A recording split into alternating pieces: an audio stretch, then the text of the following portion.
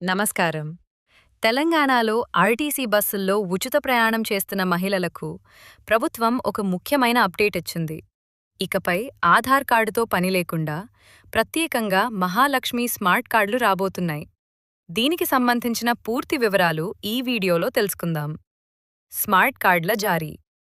రాష్ట్ర ప్రభుత్వం జూన్ 2 నుంచి మహిళలకు మహాలక్ష్మి స్మార్ట్ కార్డులను జారీ చేయనుంది. ప్రస్తుత పరిస్థితి. ప్రస్తుతం ఆర్టీసీలో ఉచిత ప్రయాణం కోసం ఆధార్ కార్డును ప్రామాణికంగా తీసుకుంటున్నారు. ఇకపై ఆధార్కు బదులుగా ఈ స్మార్ట్ కార్డులను అందించనున్నారు. Pilot project. ఈ పథకాన్ని ముందుగా పైలట్ ప్రాజెక్టుగా ప్రతి జిల్లాలో ఒక మండలంలో అమలు చేయనున్నారు. కార్డు వచ్చే వరకు, స్మార్ట్ కార్డులు చేతికి అందే వరకు మహిళలు ఇప్పటిలాగే ఆధార్ కార్డును చూపించి ఉచితంగా ప్రయాణించవచ్చు. ఎక్కడ తీసుకోవాలి?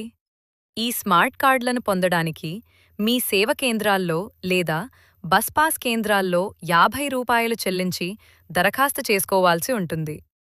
మరిన్ని తాజా అప్డేట్స్ కోసం మా ఛానల్ను సబ్స్క్రైబ్ చేసుకోండి. ఈ సమాచారం మీకు నచ్చితే లైక్ చేయండి, మీ తోటి మహిళా ప్రయాణికులకు షేర్ చేయండి. Thanks for watching.